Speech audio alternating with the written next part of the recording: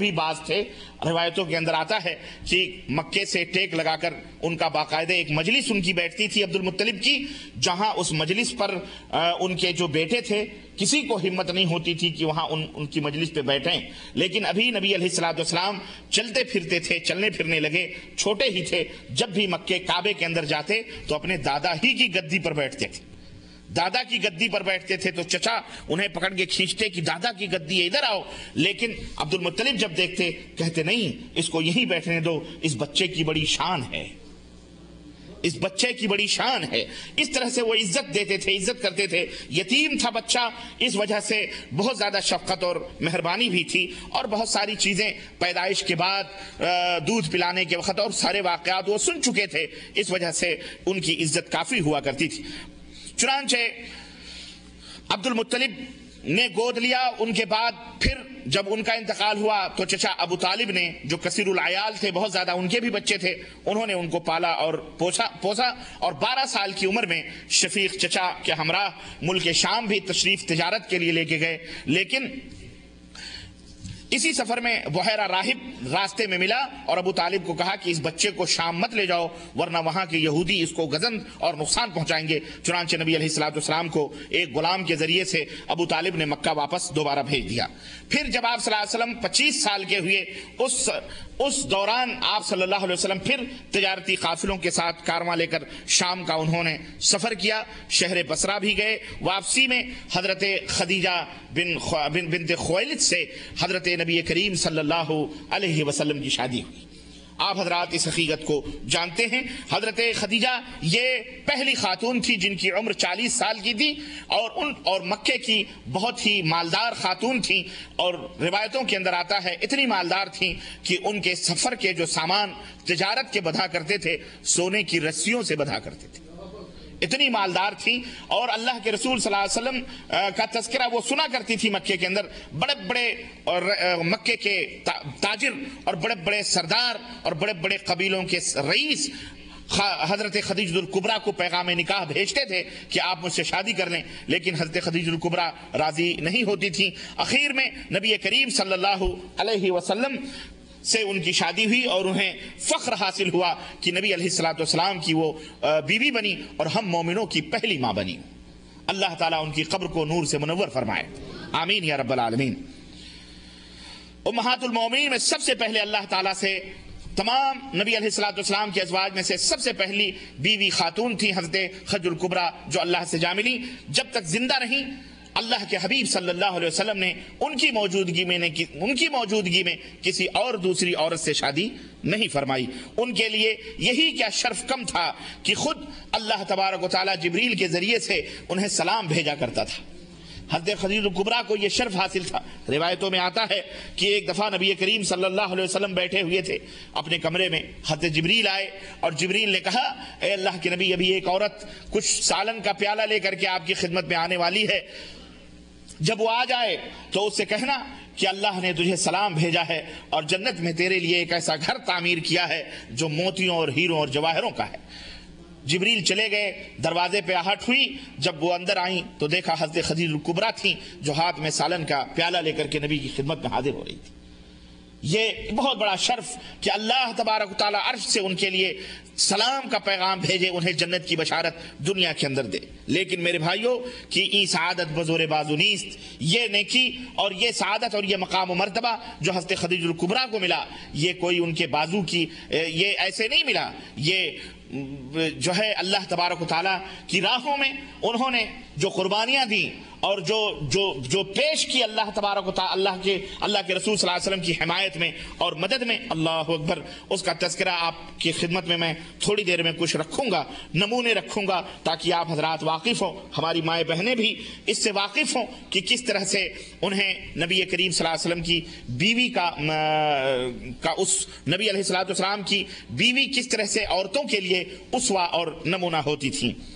سال پر سال گزرتے گئے، یہاں تک کہ ایک وقت آیا جب آپ صلی اللہ علیہ وسلم تنہائی پسند ہو گئے اور مقام حرا کا سنسان غار یہی نبی کریم صلی اللہ علیہ وسلم کا مونس و ہمدم ہو گیا۔ اسی میں مسلسل کئی راتیں اور دن تدبر اور تفکر اور اللہ عز و جل کی عبادت و بندگی میں نبی علیہ الصلوۃ والسلام گزارتے رہے۔ بتوں سے بچپن سے نفرت تھی، آبائی دین سے بیزاری تھی، کسی چیز سے اتنے بیزار نہ تھے جتنے بت اور باپ داداؤں کے دین سے نبی علیہ الصلوۃ والسلام بیزار تھے۔ وحی کا آغاز ہوا اسی غار حرا میں۔ ایک دن اللہ کے نبی صلی اللہ علیہ وسلم اللہ کی تفکر اور تدبر میں بیٹھے ہوئے تھے کہ اچانک فرشتہ آیا اور دیکھ کر اللہ کے نبی خوفزدہ ہوئے، اور فرشتے نے اللہ کے نبی کو پکڑا اور کہا اقرا، کہا ما انا بقارئ۔ اللہ کے رسول صلی اللہ علیہ وسلم نے فرمایا کہ میں پڑھنا نہیں جانتا۔ پھر کہا اقرا، کہا ما انا بقارئ، میں پڑھنا نہیں جانتا۔ 3 دفعہ اس طرح سے آپ کو چمٹایا اپنے جسم سے، اور اس کے بعد کہا اقرا اقرا بسم ربک الذی خلق، اور یہ چند آیتیں اللہ کے رسول صلی اللہ علیہ وسلم کو پڑھائیں اس نے، اور پھر اس کے بعد وہ رخصت ہوا۔ یہ سب سے پہلی وحی تھی جو اللہ کے رسول صلی اللہ علیہ وسلم کے اوپر آئی۔ 40واں سال ختم ہوا غار حرا میں، نبوت و رسالت کا آفتاب طلوع ہوا، اور تاج رسالت نبی علیہ الصلوۃ والسلام کے سر مبارک پر رکھ دیا گیا، اور تمام مخلوقات کے لیے آپ پیغمبر بنا کر کے بھیجے گئے۔ سب متفق ہیں کہ آپ صلی اللہ علیہ وسلم کی بعثت 2 شنبہ کے دن ہوئی تھی۔ کون سے دن ہوئی تھی؟ پیدائش حضرت صلی اللہ علیہ وسلم کی 2 شنبہ یعنی پیر کے دن ہوئی تھی، اور نبوت بھی حضرت صلی اللہ علیہ وسلم کو کون سے دن ملی تھی؟ پیر ہی کے دن ملی تھی۔ اور بھی آگے بڑھیں، معراج بھی آپ صلی اللہ علیہ وسلم کی پیر کے دن ہوئی تھی، ہجرت بھی آپ صلی اللہ علیہ وسلم نے پیر کے دن فرمائی تھی۔ اور یہی نہیں بلکہ وفات کے سلسلے میں تو خیر مختلف روایتیں ہیں، لیکن اس میں بھی پیر ہی کا دن آتا ہے، کیا حضرت صلی اللہ علیہ وسلم کی وفات بھی پیر کے دن ہوئی تھی۔ بہرحال 8 ربیع الاول 41 عام الفیل میں آپ صلی اللہ علیہ وسلم رسالت سے سرفراز ہوئے۔ بعض اسے رمضان میں بھی بعض روایتیں آتی ہیں، بتایا گیا ہے۔ المہم لوگوں کا، مفسرین کا اور اسی طرح سے اصحاب سیر کا اس میں اختلاف ہے۔ آپ صلی اللہ علیہ وسلم کی جو وحی آتی تھی اللہ کی طرف سے، اس کی کئی قسمیں تھیں، اس میں ہم اس علمی بحث میں ہم نہیں جانا چاہتے۔ مختصراً جائزہ ہم نبی کریم صلی اللہ علیہ وسلم کی سیرت کا، آپ کی زندگی کا آپ خدمت میں رکھ رہے ہیں۔ دعوت کی بنیاد جیسا کہ میں نے بتایا نبوت سے پڑ چکی تھی، آغاز گھر سے کیا گیا۔ اللہ عز و جل نے فرمایا کہ وَأَنذِرْ عَشِيرَتَكَ الْأَقْرَبِينَ، اے نبی اپنے قریبی رشتہ داروں کو ڈرائیے اللہ تعالیٰ سے اور جہنم سے۔ اس طرح سے اہل بیت کو دعوت حق پہنچائی۔ پھر قوم کی طرف آپ متوجہ ہوئے، تمام عربوں کو جن میں کوئی نبی مبعوث نہیں ہوا تھا، عربوں میں کوئی نبی مبعوث نہیں ہوا تھا۔ پھر قیامت تک ان تمام قوموں کے لیے اسے چھوڑ گئے جن کے کانوں تک وہ پہنچے۔ ابتدا میں 3 سال تک خفیہ چھپ چھپا کر کے یہ دعوت کا سلسلہ چلتا رہا۔ ایک زمانہ آیا کہ اللہ تبارک و تعالیٰ نے حکم دیا فَاصْدَعْ بِمَا تُؤْمَرْ وَأَعْرِضْ عَنِ الْمُشْرِكِينَ، اے نبی اب وقت آ گیا ہے کہ آپ دین کو کھلم کھلا لوگوں کے سامنے بیان کریں، اور مشرکوں کی آپ پرواہ نہ کریں۔ چنانچہ جب یہ آیت کریمہ نازل ہوئی تو نبی علیہ الصلوۃ والسلام کوہ صفا پر کھڑے ہوئے اور تمام مکے کے لوگوں کو آواز دی اور کہا کہ اے مکے کے لوگوں، یہ بتلاؤ کہ اگر میں تم سے یہ کہوں کہ اس پہاڑ کے پیچھے ایک دشمن لشکر جرار لے کر کے کھڑا ہوا ہے تو بتلاؤ کیا تم میری باتوں کا یقین کرو گے؟ وہ تم پر حملہ کرنے والا ہے۔ تو تمام مکے کے لوگوں نے کہا ہاں ہم یقین کریں گے، اس لیے کہ ہم نے ان 40 سالہ زندگی میں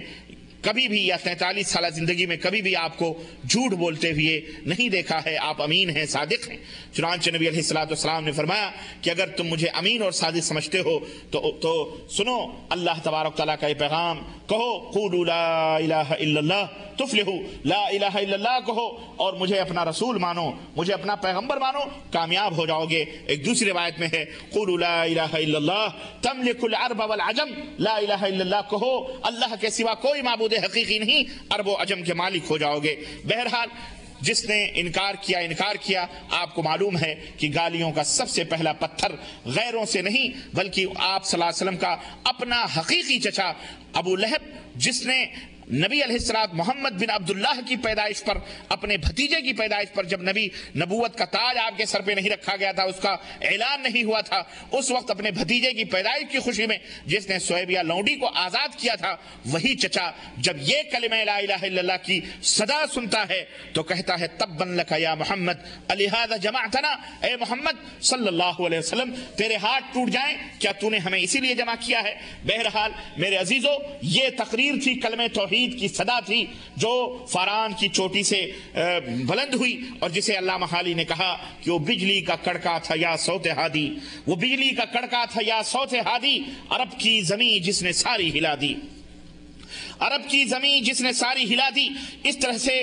نبوت کا اعلان ہوا، اور آن حضرت صلی اللہ علیہ وسلم کے اوپر میرے عزیزوں، میرے بھائیوں، ابتلاءات اور آپ کے ماننے والوں کے اوپر جناب علی مصائب اور مشکلات کے پہاڑ توڑے گئے۔